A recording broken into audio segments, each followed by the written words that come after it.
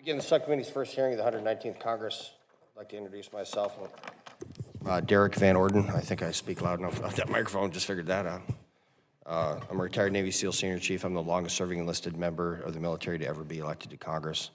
I've used every educational program that the Department of Defense offers, including our VRNE, and I use the GI Bill to help educate my children.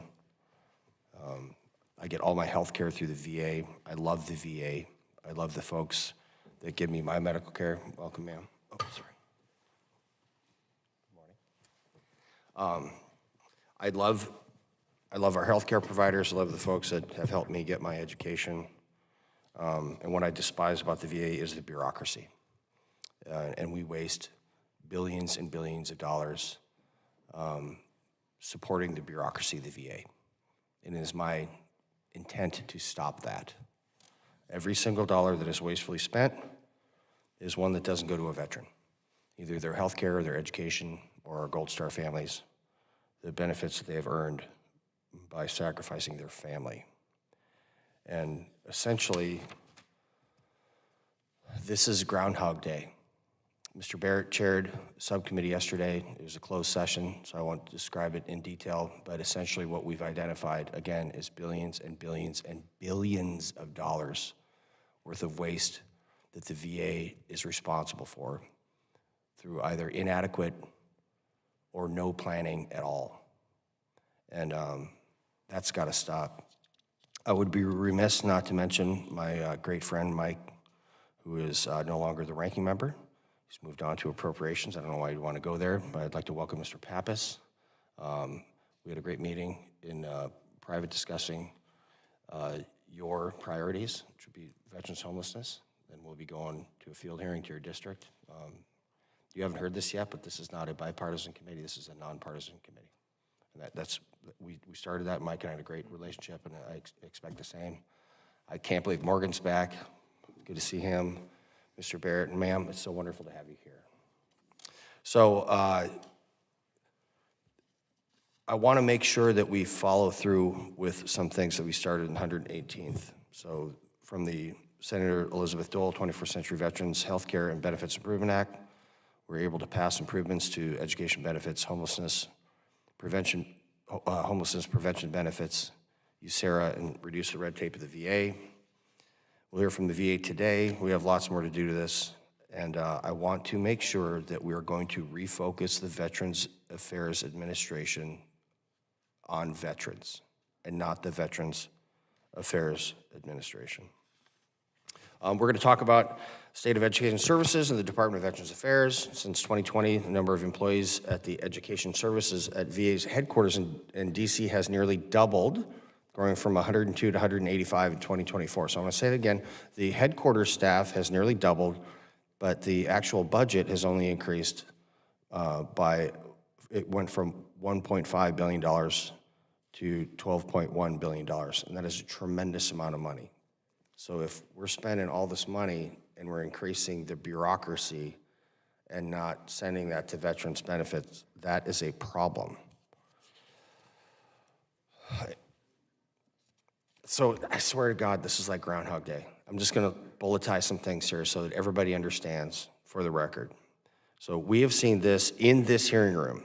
Contract and oversight mistakes with the digital GI Bill to the tune of hundreds of millions of dollars. VA bureaucrats going rogue with risk-based surveys leading to schools backing out from accepting the GI Bill. So the antithesis of what the VA is supposed to be doing, they're actually chasing veterans away from getting educated. An absolutely foolish interpretation of a Supreme Court case that will add nearly $10 billion to the deficit over the next decade and not help anybody. A VA proposing a rule to the Federal Registry using the wrong form, causing schools to panic. Paperwork. Government employees reinterpreting congressional law and kicking out religious schools from our GI Bill. Unacceptable. Former head of education services giving out his contact information to school certifying officials because they had so many communications issues that needed to be solved. And the list just goes on and on and on and on and on. And it's going to stop. Like, this is going to stop. I'm very excited to have a new secretary of the Veterans Affairs. Dennis was a friend of mine. I think he was undermined and subverted by a lot of people sitting over here, permanent bureaucrats. I firmly believe that. Dennis wanted to do what was right, and his feet were knocked out from underneath him by the permanent ruling class in Washington, D.C., and those are not elected officials. And it's going to stop. And we're going to do everything we can to make sure that every single dollar that is allocated by this Congress goes to help a veteran, not a bureaucrat. And so help me God, that is my sole intent. And if I don't know how I could be more clear. So, Mr. Pappas, that's how this is going to go. And I yield to the ranking member for any comments you may have, sir. Well, I want to thank you first for your service in Congress, but also to our great nation, and just the spirit by which you approach your role here as chair of this subcommittee. I was on this subcommittee for my first 2 terms in Congress. Really pleased to be back and look forward to developing a good, strong working relationship and continuing the work that you did with Mike Levin for the last couple years. So I want to thank you for holding this session here today. I think we can all agree that the GI Bill is a landmark law, and I look forward to the work that we will do today together to ensure that student veterans are provided the level of quality that they deserve. But I think we can't hold this hearing today without recognizing what's transpiring, the pressures on federal programs and certainly on the federal workforce as well, dedicated people that meet the needs of veterans each and every day. So I want to take a trip back to late 2024. The final 2 hearings of the Veterans Affairs Committee were on federal agency overreach and poor performance due to staffing shortages at the Veterans Readiness and Employment Program. And since the inauguration of President Trump, the VA has been thrown into chaos, as other federal agencies have been thrown into chaos. Hiring freezes, pushing staff to quit, suspending grants, eliminating programs that veterans with disabilities rely on. And frankly, this Congress hasn't stepped up to its authority and stepped up to the plate in a way that I think we should be at this moment. This is an authority that expert witnesses said would be used to restrain abuses in the executive branch. I'll give you a quote from a recent hearing. Quote, "Agencies are not permitted to misread their congressional charge and statutes, and their interpretation ought to be regarded with special skepticism when they purport to find sweeping new authorities in old statutes," end quote. That was Dr. Philip Wallach, senior fellow at AEI, testified before this committee on December 18th of last year. Yet today, agencies under President Trump's executive actions are finding all kinds of new ways to circumvent congressional oversight. Dr. Wallach further reminded this committee during his testimony after the Loper decision that many observers hope that these interventions can come from the executive branch, specifically political appointees in the upcoming Trump administration, notably Elon Musk and Vivek Ramaswamy, who lead the recently conceived DOGE, argued in the Wall Street Journal that the court's recent ruling opens the door for the president to nullify thousands of regulations based on improper interpretations through non-enforcement and then review and rescission. It's not at all clear that this is a sound prescription. Instead, the remedy for excessive administrative power is a revitalization of congressional power, not just a different flavor of administrative power as overseen by a more aggressive court, end quote. Dr. Wallach concluded his testimony by emphasizing how members from both parties should rely on information and guidance provided by public service professionals at VA and push bipartisan legislation through Congress. He said, if that seems like pie-in-the-sky idea of how the House operates, then we all need to be asking how to make it work better.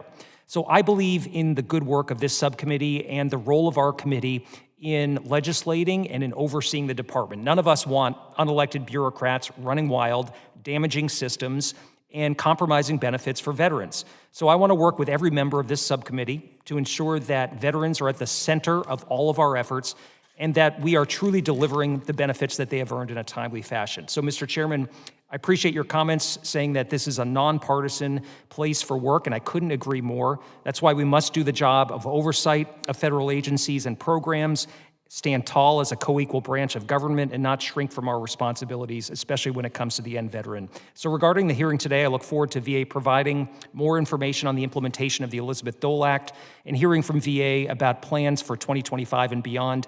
And I do want to thank you most sincerely, Mr. Chairman, for the time, and I yield back and look forward to the next couple of years together.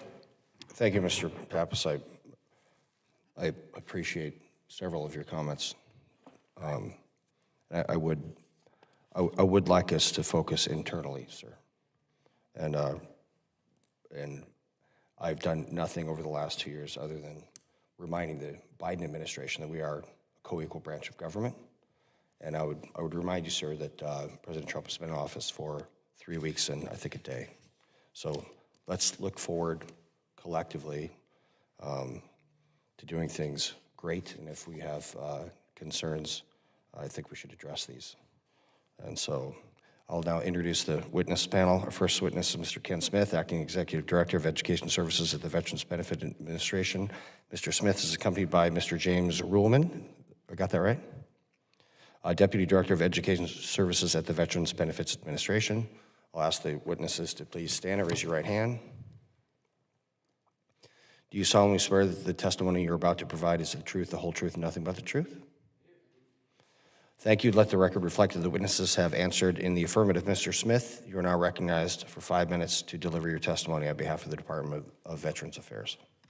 Thank you, sir. Chairman Van Orden, Ranking Member Pappas, and members of the subcommittee, thank you for the opportunity to discuss VA's delivery of education benefits to our veterans and their families. Accompanying me today is Mr. James Ruhlman, Deputy Director of Education Service. I understand and am read in on the concerns this committee has raised on various issues in this space. One such issue that came to my attention was your staff's recent visit to our regional processing office in Muskogee. While there, they observed the processing of a claim related to the Supreme Court's recent Rudisill decision. I understand that it did not go as planned. While the claim was processed, it took too long and encountered several obstacles. Your staff heard concerns directly from claims processors, noting the very complex instructions that they, as claims processors, are expected to follow. Our team also described how claims go back and forth several times before being fully completed, adding to the delays and aging of claims. We are taking immediate actions to engage claims processors who are working these claims to gather their feedback. VBA is evaluating current resources and tools, fine-tuning procedures, and exploring additional training opportunities, as well as enforcing accountability throughout the process. Despite some challenges, I want to highlight that VA has made some great strides over the last several years to improve benefit delivery and customer experience. VA has automated approximately 50% of certificates of eligibility for new applicants, allowing veterans to start their educational pursuits faster. Supplemental claims are currently hovering near 70% automated, up from 40% in March 2021. We're also working to modernize our systems. In July 2024, VA took first tangible steps to move 87% of education benefit payments off of the 50-year-old legacy COBOL system. Just this month, VA processed its first non-Chapter 33 claims on the DGI platform. We are on track to complete the migration from the legacy BDN system by November 2025. With the recent passage of the Elizabeth Dole Act, VA has momentum to make necessary improvements to assist veterans in obtaining full-time employment. Participants in the prior program overwhelmingly recommended vet tech to other veterans. VA's proactive efforts to improve customer experience are making a difference across the board. VBA's customer experience survey trust score responses indicate 87% of respondents express confidence about enrolling in schools to use their education benefits, up from 72% in 22, and 85.6% trusted they will receive their education benefits, up from 75% in 2022. VA also recognizes that strengthening partnerships with external entities expands the Veteran Support Network. We will meet regularly with the leadership of the National Association of State Approving Agencies and school certifying officials. Our collaboration with the SAAs has improved the risk-based surveys, resulting in improved accountability, and VA is currently approving new programs in approximately 5 days. School certifying officials are important partners serving as the first touch point for veterans enrolling in school. These SCOs overwhelmingly endorse improvements to the DGI Enrollment Manager, which replaced the legacy VA Once program in March 2023 and has already processed 10 million enrollments. In calendar year 2025, VA will address multiple high priorities to include continuing DGI modernization, improving the Rudisill review for 1 million potential beneficiaries, and enacting the Medi-education-related provisions of the Elizabeth Dole Act. We will also implement recommendations from the Office of Inspector General and Government Accountability Office. Mr. Chairman, I share this committee's mission of working for veterans and ensuring that VA effectively delivers the very benefits that veterans have earned and deserve. I commit to you that I will work to get it right, remain transparent in our efforts, and to not shy away from the challenges. My team and I will always put veterans and beneficiaries first. Mr. Chairman, this concludes my statement. My colleague and I are prepared to answer any questions you or other members of the committee may have. Thank you, Mr. Smith. The written statement of Mr. Smith will be entered into the hearing record. We're now going to proceed with the questioning. So you're new here. You two are, so we do 5 minutes, not 5 minutes and 50 seconds. Cool? Just keep it on track. We can always do a second round of questioning if you guys are not satisfied with the answers from the witnesses. Okay? Yeah, talking to McGarvey over there. All right, I now recognize the ranking member Pappas for 5 minutes to question the witnesses. Okay, let's see how I do Proceed, here. sir. You'll be fine. Thank you, Mr. Chairman. Thanks for the testimony, Mr. Smith. And our office and so many of my colleagues' offices have been flooded with constituent calls over the last few days and few weeks. We've literally heard from thousands of people in my district in New Hampshire who are concerned about sweeping executive orders from the administration, including those that are impacting VA. The orders, along with unclear guidance, have, I think, shaken confidence in the ability of, or the understanding that VA is going to deliver on its promises to our veterans. I've heard that directly from the veteran community in New Hampshire. So we were recently made aware of a list of positions at VA that are not eligible for Elon Musk's so-called fork-in-the-road retirement plan. One of the positions is a VRE counselor. You may be aware that I sent a letter to the secretary asking for this position to be exempt from the hiring freeze. So my question to you is, if the position is so mission critical that these individuals aren't eligible for the retirement offer, why are these positions subject to a hiring freeze? Thank you for the question, sir. There's a separate executive order that we're operating under that implemented a government-wide hiring freeze, and we are following that order. Do you expect that VA will request an exemption from the freeze to hire staff members that can service veterans' economic opportunity benefits, including positions that are needed to administer VRE? I am not sure what the secretary will choose to do, but I certainly await his guidance. Okay. If an exemption were granted and wait times were not granted and wait times could increase as a result, would the administration reconsider an exemption as soon as possible to minimize the impact to disabled veterans who are seeking employment? We absolutely want to minimize impact to the extent possible, and we'll work with you and the appropriators to make sure that we have that we can fill to our budget ceiling once we've reached the position where we can begin hiring again. So, to your knowledge, have any VRE connected positions been rescinded? I don't know, sir. Okay. And what, if anything, is VA's plan to ensure that veterans don't experience delays in accessing these earned benefits? Speaking for the education delivery of benefits, our positions, our claims processing positions are also exempted as claims processors. We continue to execute against the mission with the staffing that we have. And our high rate of automation is supporting that as well, allowing us to deliver those critical benefits. So I want to get to Rudisill. You brought it up in your testimony, a population of over 1 million veterans and their dependents who are potentially impacted by the decision which established that eligible veterans and their dependents can access up to 48 months of education benefits if they serve during 2 periods, typically before and after 9/11. So how is the president's hiring freeze impacting VA's ability to begin reviewing these records? We are reviewing all of the Rudisill claims with existing staff, so I would say that we have the staff on board to conduct this review. Right now, we are in the midst of our spring hiring surge, so we are working to ensure that we are delivering benefits for veterans and family members who are in school, and then we'll shift to Rudisill.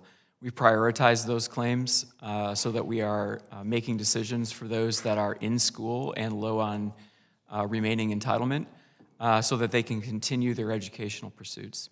So with respect to the review, in a briefing January 7th, it was reported that it would take approximately 22 months to complete the review because existing examiners at regional processing offices have the ability to conduct this work, only have the ability to conduct the work during non-peak enrollment periods. So it seems that waiting to hear about eligibility for 22 months is not centering on veterans and putting them first. Is there any way that that time frame can be expedited, and what would you need to get that review done in a much more timely fashion?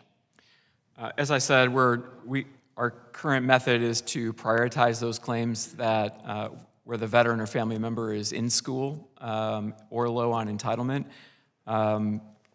That's, I think, the best we can offer at the moment. Would additional staffing help you conduct that review in a timelier fashion, less than 22 months? These are very complex determinations. I am not certain that additional staffing at this point would help. Okay, my time's up. I yield back. Thank you, Ranking Member Pappas. I now recognize Mr. Barrett from the great state of Michigan, which is directly across from Lake Wisconsin. Is that anywhere near the Gulf of America, Mr. Chairman? Very close, sir. Okay. I'm glad someone got that. Thank you. Mr. Smith, I know that there's been a lot of discussion about these risk-based surveys that are done and what constraint that's had, the downstream effect of that on veterans being able to access education that really fits their needs and what they're seeking. Can you give us an update as to the status of these risk-based surveys and whether they're being used in a strategic way to disincentivize educational institutions from participating in GI Bill and making that accessible to veterans? Thank you for the question, sir. I'll give a short answer and then hand it off to Mr. Ruhlman, who's much more an expert on risk-based surveys. I will say that we do not target any specific schools. We use a data-driven approach to determine who ought to be reviewed under these surveys and ensure that veterans are receiving the training and not defrauded of their benefits. Mr. Ruhlman? The purpose of the risk-based surveys is to provide health checks and fix any problems before veterans become at risk and end up being impacted by a school closure or not being delivered with the quality of education that they deserve and expect. We do work closely with our SAA partners to revise that model. We've actually done it for 3 years in a row, and we're currently in discussions with the state approving agencies at their midwinter conference in Crystal City, which is going on this week. And we're going to continue to revise those models. We've seen decreases year after year as we have revised that model from about 1,300 in fiscal year 2023, about 250 in fiscal year 2024, and less than 200 this year, and we'll continue to do that. But it is not the goal of either VA or the state approving agencies that are doing the risk-based surveys to drive schools out of the market or to decrease the number of opportunities available. And we remain committed to working with our partners to make sure that we're looking at the right schools and not overburdening other schools that are in good shape. But is it also true that someone not involved with VA, not a part of your organization or anything else, can still prompt a complaint that would trigger this review that you've described, the risk-based survey that you've described? Complaints can drive the selection of a school for a risk-based survey. We actually have a minimum of 2 complaints that are needed in order to possibly do that, and that's actually done also in combination with a number of other factors, such as rapid growth in the student population enrolled in a program, the payments per student, 8515 violations, 9010 violations, any other serious actions or scrutiny by state or federal agencies. And we do negotiate the selection of those schools with the state approving agencies. So we don't expect a school to be selected solely because of a single or even two anonymous complaints. That was something that was at least partially responsible for the 1,300 number in fiscal year 2023. But that's one of the things that we've really focused on, along with no longer looking at the transfer or retention or persistence rates, which tended to target community colleges and two-year feeder schools for the 4 years. Okay. Thank you, Mr. Chairman. I'll yield back. Thank you, Mr. Barrett. The chair now recognizes Morgan McGarvey from the great state of Kentucky. Thank you, Mr. Chairman. Good to be back here this Congress with you all. Thank you all for being here today. Look, I think one of the things that makes this committee a fun committee to serve on is that we all agree. We all agree that we want to get our veterans, the brave men and women who are willing to put on a uniform and sacrifice everything for us, the benefits they have earned and they were promised. So I'm glad we're having this hearing because we need to focus on how to better serve our veterans. I also want to make sure that we're putting all the focus on the right place, which is getting these veterans their services, and how do we actually do that? Because that is what we want to have happen. Come back with me to Louisville, Kentucky. I'll take you in the VA, I'll take you in VFW 1170, I'll take you anywhere. And you're going to hear some similar things. One, a lot of veterans do appreciate when the VA works for them, and there are things at the VA that are working for them. Then they're going to tell you about the things at the VA that aren't working for them. We're here today talking about education benefits on this committee, and I think you would hear a lot of things. Speed, that they're not getting these benefits quickly enough. You're going to probably hear complaints about confusing jargon, confusing things that happen, like how do we jump through these hoops? How do we get these benefits we were supposed to have earned? And then, of course, that ease of access kind of goes in with the confusing jargon. How are we getting veterans what they need? So when we talk about the VA and the bureaucracy at the VA, I think we can admit we all want there to be efficiency in the VA. We want these services to be timely delivered, but I don't want to just scapegoat every person who works at the VA, because we have a lot of really talented public servants who are at the VA getting our veterans the care and the things they need.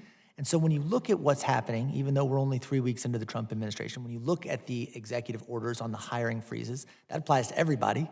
Even we've heard from doctors who've had a hiring freeze, and I know we're not talking about healthcare and VA today, but that certainly plays into what we're talking about. They're talking about drastically altering some of these policies in an effort to starve out some of our dedicated public servants and cut the workforce at the VA. I think we're here with the right intention, but I want to make sure we are here with the right focus. And when you look at Congress, it's the real complaint here is that we need to improve the policies and procedures in VA. Let's do it. Let's work together to make those changes. I'm totally for it. But if we're concerned that railing against the VA is just pretext to begin a Doge death spiral with the VA, where you gut the workforce in the name of efficiency, leading to slower benefit delivery and more backlog for our vets, then let's remember who we're here to serve. And so I think about these changes. One, you mentioned something I want to get into, Mr. Smith. You said that additional staffing wouldn't necessarily help. One thing I hear from veterans is even if we go in the name of, look, we use technology in all of our daily lives. I hear from a lot of veterans that at the end of the day, they want a person at the other end of the line eventually. What would help? You said staffing won't help. What will help us clear this backlog and get veterans the benefits they need and deserve? Thank you for the question, and I certainly appreciate your comments. We are very focused in improving our trust scores, including all of the elements that you just mentioned, as well as ensuring that veterans feel valued. That's a key element of our trust score. In terms of what will help, I would say we need better procedures. We need better job aids. We should not have to require our claims processors to do many multiple tasks without some supporting like templates. And I think we can look at technology as an enabler as well. We are not there right now. We need to take a look at things within our control in terms of those policies, procedures, job aids, and tools. Issue some reinforcement to our folks who are 1 month or 6 weeks into processing these root-of-seal claims on a very steep learning curve, and then reassess and go forward. Thanks. We're short on time, and so I just want to say I appreciate that. I do want to make sure that we are getting our veterans what they need. If some of that is technology, that is fantastic. If we need efficiency, we need better off. But we need to recognize what's going on right now. There are 1.7 million veterans who've become eligible for additional GI benefits. The VBA is already using overtime and seasonal capacity. So thanks so much, and we'll keep on this. Mr. McGarvey, if you'd like, we'll do a second round of questions. I understand Mr. Pappas would like to do that already. So thank you very much. The gentleman yields back. The chair now recognizes our newest member from the Northern Mariana Islands, Ms. King-Hines, for 5 minutes. Thank you, Mr. Chairman, for this opportunity to learn a little bit more about veteran education services. So I come from the Northern Mariana Islands, and our issue with regards to veterans is just access. And so I'm curious to see what the program currently does to ensure that equitable access for veterans living in remote areas like the CNMI with regards to the digital GI Bill platform is ensures basically that our veterans have the same access. Yes, thank you for the question. All U.S. service members establish eligibility to education benefits based on the merits of their service. I'd like to ask Mr. Ruhlman to talk just a little bit about getting schools approved in remote areas. Sure. Prior to this hearing, I actually did look to see how many schools are approved in the Commonwealth of the Northern Marianas. There's one college on Saipan, and that's it. To the extent that you have other training providers that are interested in seeking GI Bill approval, we can work with you to get them GI Bill approved in order to have more opportunities in the Northern Marianas for veterans who do live there, and we'd love to work with you on that. We also do have a number of programs which are online, which could be accessed, and those, of course, can be accessed worldwide.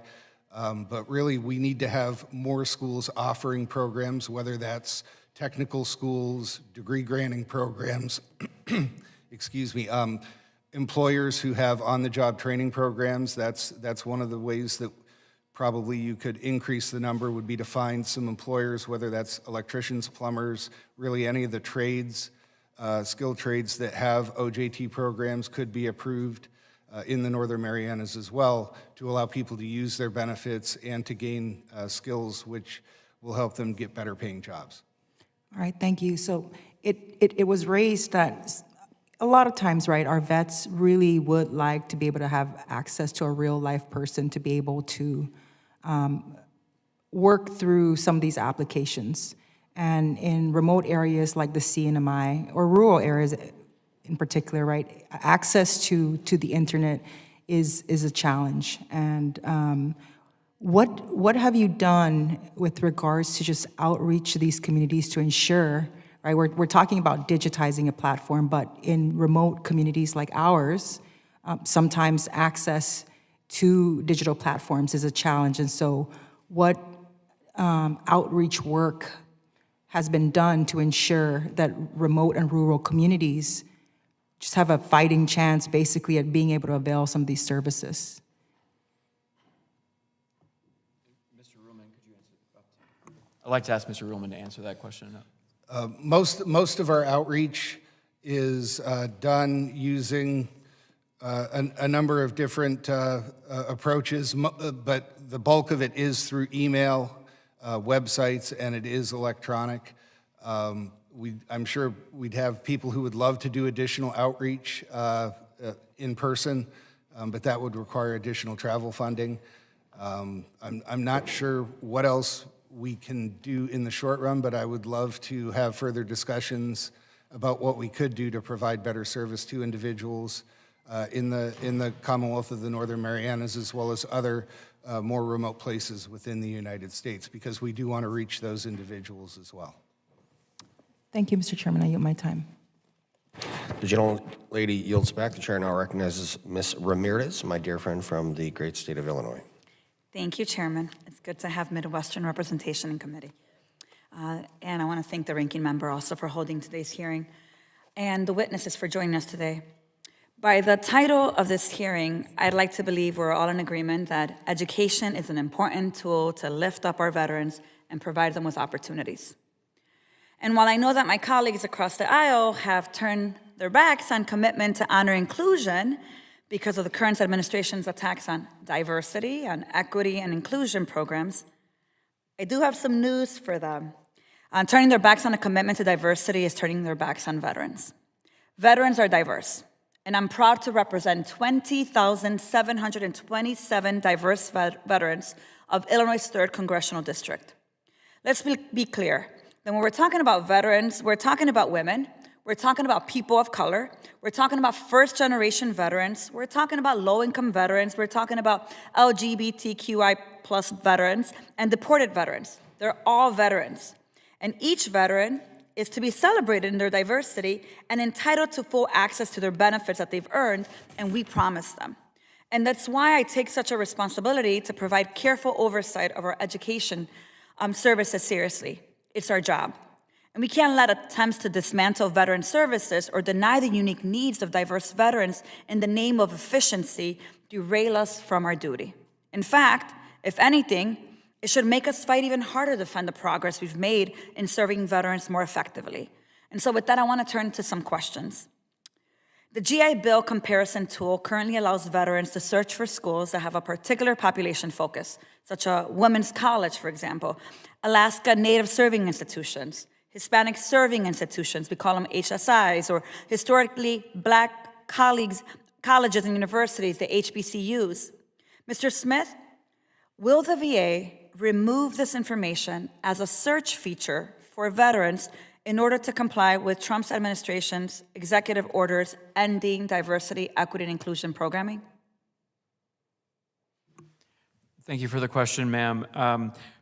1 week on the job in, I have not gotten any instructions to that end, but I'd be happy to bring something back to you. Mr. Smith, I would appreciate that. I certainly want to make sure that I know what search information is available and not available as veterans are looking at schools. So we'll follow up with you.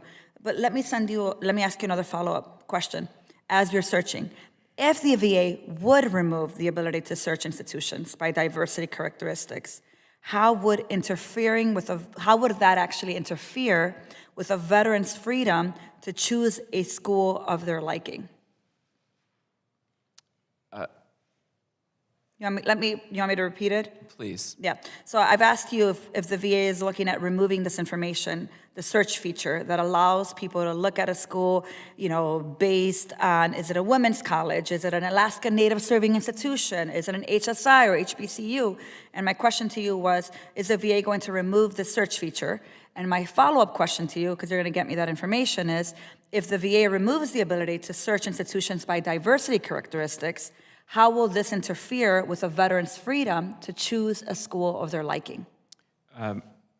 I believe that would force them to use another search method for identifying schools of their choice. But that's my speculation. What search method would they be using? Google, like what? That would be my guess. So they'd have to start Googling when they already were able to do that through the system that they use, but now we're saying, we don't want you to have that choice, so we're going to have you have to go look at other formats. So in some ways, they would impact their ability and accessibility to be able to look through the system they already have in place, correct? It would be a two-step process. making it harder for veterans. All right, well, let me follow up. This past week, my district office has been taking calls from concerned constituents who are unclear about how the Trump's administration executive orders on funding and programs may impact the processing of their GI claims and their GI benefits. Let me ask you one last question, Mr. Smith. Since these executive orders have been announced, have veterans reached out concerned about the impact of the changes on their education services and benefits? I'm unaware of any call traffic specifically tagged to the executive orders, but I could certainly research that. Do you have more calls this last week than you had before? I'm unsure what our call volumes are right now. Can you check on that for me? Thank you. Certainly. Thank you, Mr. Chairman. The gentlelady yields back. Interestingly enough, we have a senior enlisted guy here, got a warrant officer, and a commissioned officer, right? Correct? Army Intel? It's oxymoron right there, I'll tell you, to be honest with you. And I would like to just publicly state that, from my perspective, I don't recall a single instance where we cared about the color of someone's skin, their gender, their religion, or what they do in the privacy of their own home. And I think we all need to get back to that position, and I can affirmatively speak with confidence from the Trump administration, from their perspective, that they don't care about the color of your skin, your gender, your religion, or what you do in the privacy of their home. And that they will be approaching, as will this subcommittee, from a absolutely 100% neutral perspective. And if anyone chooses to not do that, then they are no longer welcome on the subcommittee. And that's how we are doing our business. That is cut and dry. And that is the formal policy. And Mr. Pappas, I haven't even discussed this, but we're not doing this, correct? Doing what? We're not going to look at people through these individual lenses. Oh, happy to have a conversation about Okay. what the VA needs to do to reach underserved veterans. Yeah, I think 100%. there's a legitimate concern about DEI going away and us not being able to seek out those veterans that deserve and need assistance. So I think that's the concern that Ms. Ramirez was expressing, and I support her, her questions. Don't get me wrong, I have tremendous amount of respect for you, ma'am. I just want to tell you that our perspective as veterans from the entire stratified levels of the military is we just don't see things that way. And we serve, Tom, how long are you in? 22 years, Mr. Chair. I was 26. How about you, Mr. Amity? Okay, so we got 60 years of military experience here. I'm just saying that we don't see it that way. And if there's anything we can potentially do better to reach all of our veterans, you had that flag on your shoulder, I'm with you. Just to be clear, so we're on the same sheet. Very well. The chair now recognizes Mr. Subcommittee from the great state of Arizona for 5 minutes. Thank you, Mr. Chairman. One of the major focuses that I've had since getting here to Congress and being on this committee is the transition from active duty service into civilian life, and also what that means for them in terms of job opportunities.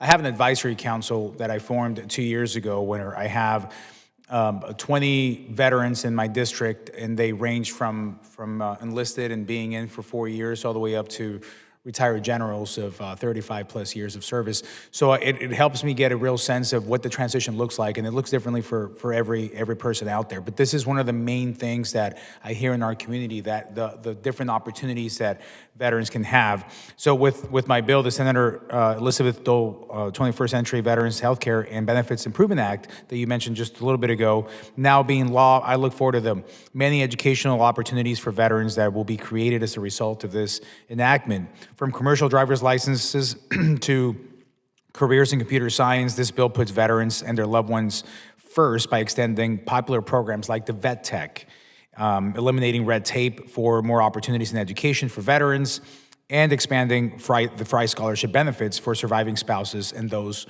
who remarry as well. So I look forward to continuing to hear more from you all on how the VA is putting our veterans first through their educational journey.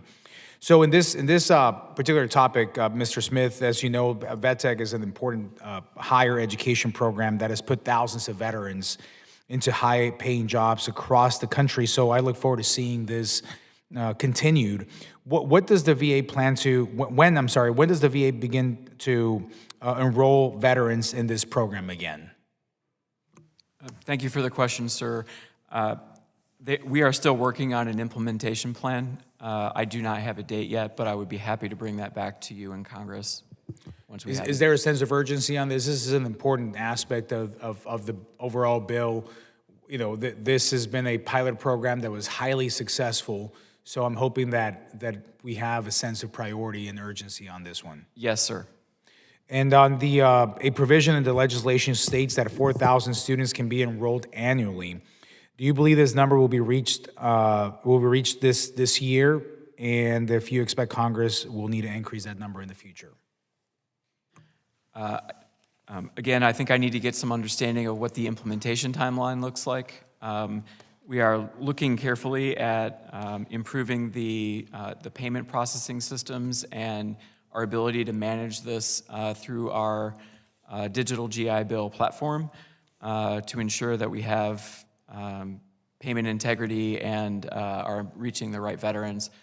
So once we get all of that lined out within an implementation timeline, I would be happy to talk to you more.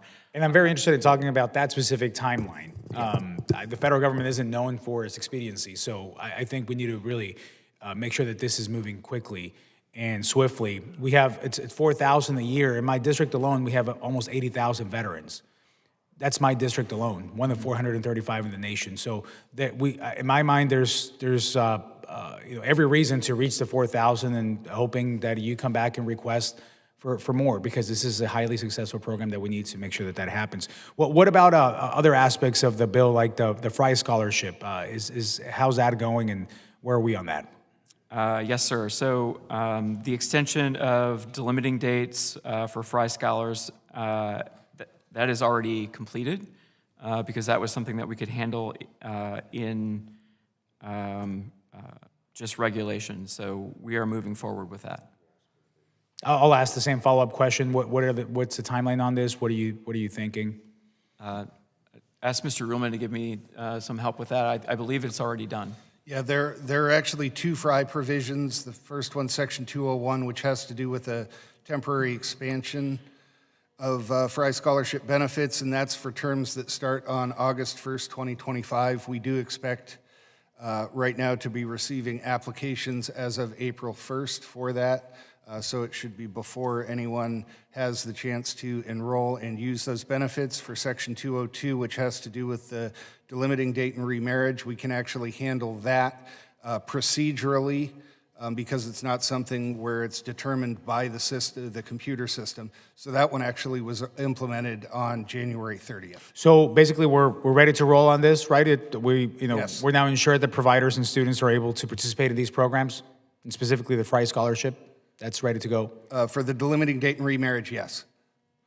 Okay. Well, I'm out of time, but I would like to just get a sense of the timeline for the vet tech, please, as specific as you can, and with specific metrics on the goals of reaching the participants on there, and also on the remaining parts of the Fry Scholarship. So thank you.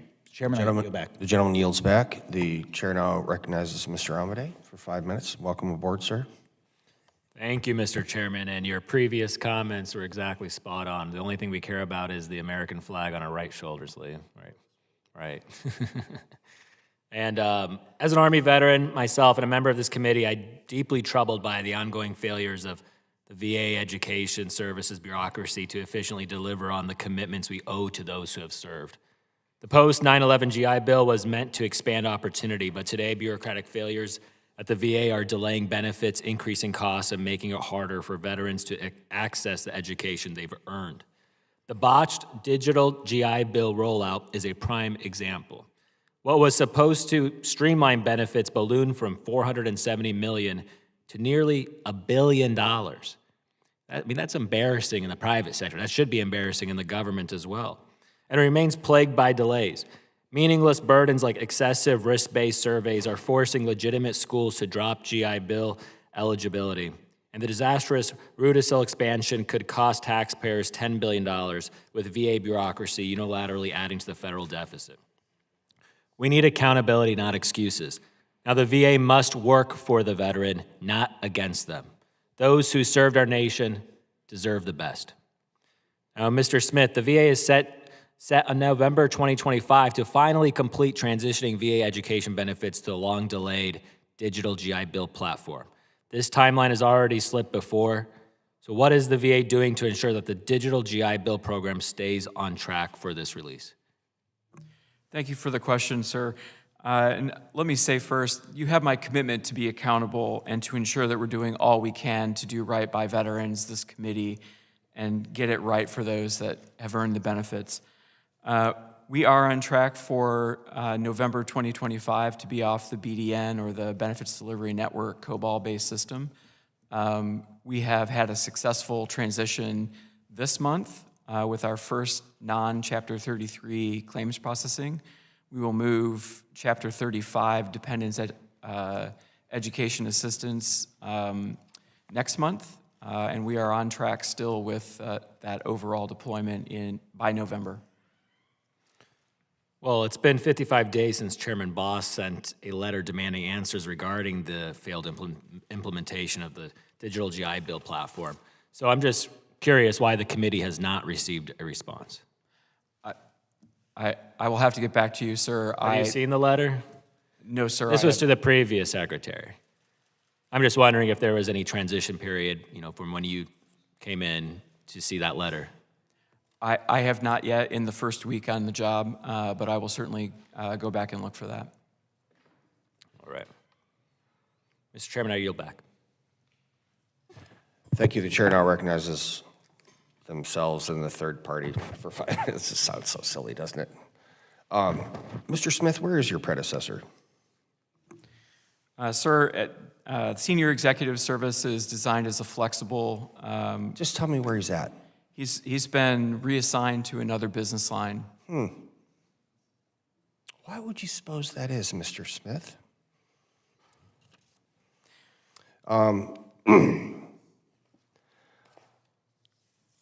The VA moves at its own speed. So I ask unanimous consent that this, from April 1st, 2023, this press release from the Department of Veterans Affairs is entered into the record. Without objection, so ordered. Okay, budget cut proposals would hurt veterans. This is from April 21st. This is what you said, that our budget cuts were going to threaten medical care for veterans. Didn't happen. Undermine access to telehealth. As a matter of fact, we expanded it. That didn't happen. Worsen wait times for benefits. That didn't happen. Prevent construction on healthcare facilities and veterans need. That didn't happen. Fail to honor the memory of all veterans. We actually increased the budget by $81 million for our cemeteries overseas. So, cut housing for veterans? No. Increase food insecurity for veterans? No. Deprive veterans of mental health, substance abuse, and other health services? No. Eliminate job training and support homeless veterans? No. Okay, this is still on your website. Okay, enough of this trash. So when we're talking, look, the Trump administration has been in office for 3 weeks and 1 day. That is still on your website, and it is a pack of political lies. Enough. I'm sick of this garbage, man. So in 2020, there were 657,928 veterans using education services. In 2024, there's over 900,000. Okay, that's a 39.7% increase in participants, and yet you have an 81.4% increase in your employees that are servicing this stuff, with a 5% increase in funding. So the math is not mathing, sir. You've bloated the bureaucracy and actually shrunk the ability of veterans to get education benefits. So you've done that. I know you've been in office for a week, and there's a reason your predecessor's no longer sitting there, because of rampant failure. It's just bad. You said you're taking immediate action to correct these things. What is a specific example of an immediate action that you've taken, Mr. Smith, to correct these deficiencies? Just one. Sir, I'm very interested in improving. All right, stop. That's no. That's not it. No. Maybe you're not catching on. We're not going to do this any longer. I'll be in office for at least a year and a half or whatever it is left, and I don't care. I honest to God don't care if I'm sitting in this chair 2 years from now. I do care if you're sitting in that chair 2 minutes from now. You've mentioned accountability 4 times in your oral testimony. What does accountability mean to you? Sir, we need to improve our ability to manage risk, the schedule, scope, and cost. Are you aware of a different programs. single bureaucrat in the VA being fired for poor performance? One. Are you aware of one? There are individuals that are terminated, sir. I can't begin to tell you Yeah. the reason. How many guys have been laid out or gals have been laid off for abject failure? Yeah. I would have to get some information from our HR providers. Well, please do. So as a member of Congress, it is not my job to fire people in the executive branch. It's just not my function. I'm asking you if you're aware of people that have been terminated for poor performance. And that's just, Yes. that is not my job. Okay, good. And I would like to correct Mr. Amade. So it didn't blow up from $460 million to $960 million. It actually started, the bid that you guys put in was $25 million. $25 million when you could have just used the Pell Grant process to do the electronic GI Bill. But you put in a bid for $25 million. It is now $960 million, and I still don't think it's going to be done in time. My time has expired. I know that Mr. Pappas would like to do a second round of questioning, so the chair now recognizes Mr. Pappas for 5 minutes. Thank you. I want to ask about implementation of a provision that was included in the Dole Act. I helped introduce a bipartisan bill. It's the Veteran Improvement Commercial Driver's License Act. And so this was included in Dole Act. It is based on the notion that we should be cutting red tape to ease veterans' transition into the civilian workforce and help them find long-term secure employment. So I'm wondering if VA has established the criteria and reporting requirements for commercial driver training programs that are seeking quicker approvals to open a new location, and how VA will track CDL schools' performance. If you can fill in some detail there, that would be helpful. Yes, I can tell you that we are still working to implement that, and it is on track for March of '25, and I'd like to ask Mr. Ruhlman to give some more details. Yeah, we're working with our state approving agency partners in order to develop everything that we do need to implement that program. And we are working to develop some measurable requirements for really all of these provisions, especially vet tech, because what you quoted was actually specifically almost verbatim from a GAO report. And that is something that we're trying to meet those requirements for the various provisions of the Dole Act. Okay. And because this is job training, how will VA keep track of employment outcomes, and will VA take steps to hold CDL schools that have low outcomes accountable in some way? Yeah, we are focusing certainly on veteran outcomes. That is something that we've been working on over the past few years to get a better gauge of not only graduation but employment, income, and seeing really how long they're in the job as well. That's certainly something that we want to do with trucking programs as well. Now, as far as actions to be taken if a threshold isn't met, the authority to suspend or withdraw approval is generally held by our state approving agency partners, which is why we would want to include them in the conversation. But I think that we all have broad agreement that we only want to send veterans to schools that have good, positive outcomes for veterans, and we will continue to work with them as we roll this out, have all the policies in place by March 30th, and then move out in the 360-day cadence as required by statute after that. Okay. I really appreciate those comments. Thank you very much. Mr. Smith, if I could turn back to you. Committee staff traveled to Muskogee recently.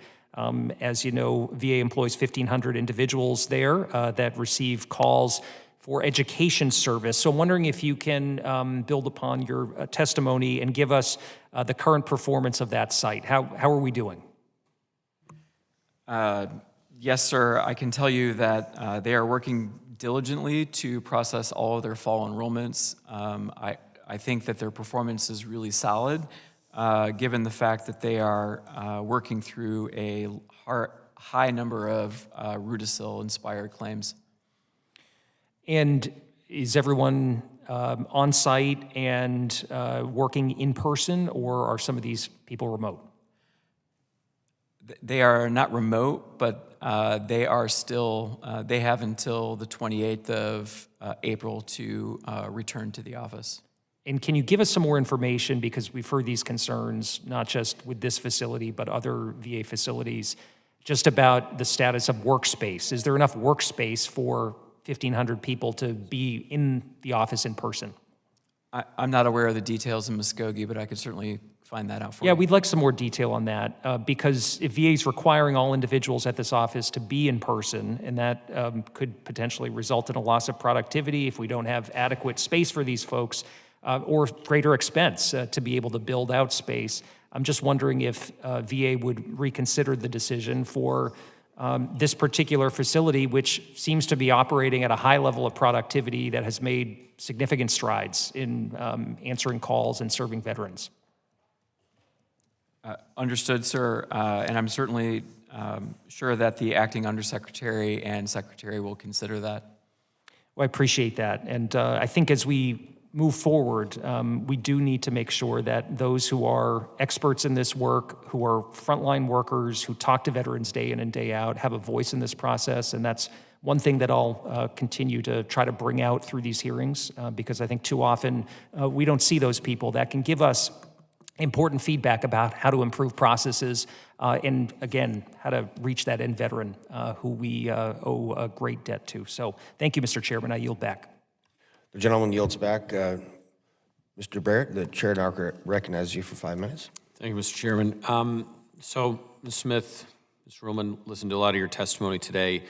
I brought this up in my meeting yesterday. I've been a member of Congress now, I think, 38 days, so there's a lot that I'm absorbing and learning about, but I can tell you that one consistent denominator of all of this is that we have these systems, these IT systems that are intended to be implemented that go exponentially over budget, fail to deliver, veterans suffer as a result, the taxpayers don't get the value for the money that they've sent here.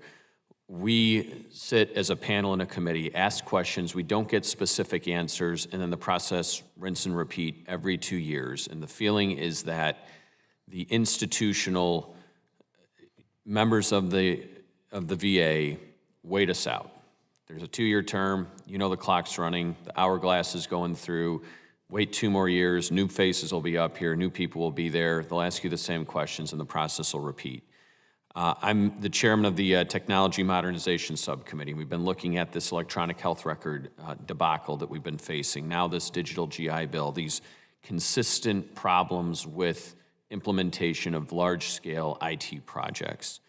What can you tell us to restore, number one, that confidence and trust? I mean, I was looking at your biography and, you know, I'm an Army grunt that got elected to Congress. I've been here 38 days. I'm not an expert in human capital utilization and financial stewardship as you are.